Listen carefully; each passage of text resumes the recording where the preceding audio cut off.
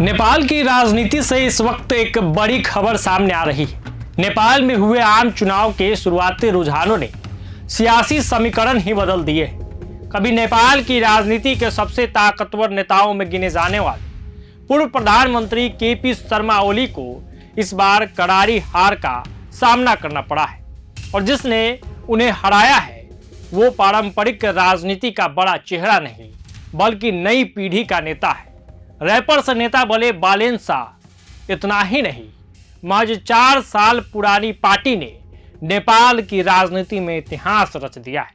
नेपाल चुनाव में बड़ा उलटफेर, बालेन शाह ने केपी ओली को दी है करारी शिकस्त। जी हाँ, ये बड़ी खबर है। आपको बता दें कि नेपाल में आम चुनाव की मतगणना जारी है और शुरुआती रुझानों में बड़ा राजनीतिक उलटफेर देखने को मिल रहा है। काठमांडू के मेयर रह चुके और युवा राजनीति का चेहरा, जेन जी के हीरो बन चुके बालेन शाह ने पूर्व प्रधानमंत्री केपी शर्मा ओली को भारी अंतर से हरा दिया है। दोनों नेता झापा 5 सीट से आमने सामने थे। मतगणना के मुताबिक बालेन शाह को 68,348 वोट मिले, जबकि केपी शर्मा ओली को सिर्फ 18,734 वोट ही मिल सके। यानी करीब 50,000 वोटों के बड़े अंतर से ओली को हार का सामना करना पड़ा। अब आपको झापा 5 सीट का रिजल्ट बताते हैं, जिसमें बालेन शाह 68,348 वोट प्राप्त करते हैं और केपी शर्मा ओली 8,734 वोट प्राप्त करते हैं। यानी जैसा कि हमने पहले बताया कि जीत का अंतर 50,000 से ज्यादा रहा। नेपाल की राजनीति में यह नतीजा इसलिए भी बड़ा माना जा रहा है क्योंकि ओली इसी सीट से 2017 और 2022 में चुनाव जीत चुके थे और इसे उनका मजबूत गढ़ माना जाता था। राजनीतिक विश्लेषकों का कहना है कि यह हार नेपाल की राजनीति में एक नई पीढ़ी और नए नेतृत्व के उभार का संकेत है। अब अगर पूरे चुनाव की तस्वीर को देखें तो राष्ट्रीय स्वतंत्र पार्टी यानी आरएसपी सबसे बड़ी पार्टी बनकर उभरते दिख रही है। इस पार्टी ने अब तक 62 सीटों पर जीत दर्ज कर ली है, जबकि करीब 60 सीटों पर बढ़त बनाए हुए है।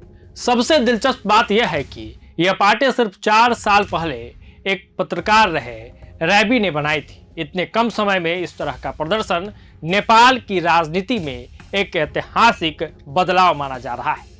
4 साल पुरानी पार्टी का कमाल, आरएसपी को 62 सीटों पर जीत मिली है और 60 सीटों पे बढ़त है। दरअसल पिछले साल सितंबर में नेपाल में हुए हिंसक प्रदर्शनों के बाद देश की राजनीति में काफी उथल पुथल देखने को मिली थी। इसी पृष्ठभूमि में 5 मार्च को हुए चुनाव में करीब 58% मतदाताओं ने अपने मताधिकार का इस्तेमाल किया। चुनाव आयोग के मुताबिक मतगणना पूरी होने में अभी 3 से 4 दिन का समय लग सकता है और कोशिश की जा रही है कि 9 मार्च तक पूरे नतीजे घोषित कर दिए जाए। फिलहाल इतना तो साफ है कि नेपाल की राजनीति में इस चुनाव ने एक नया अध्याय खोल दिया है।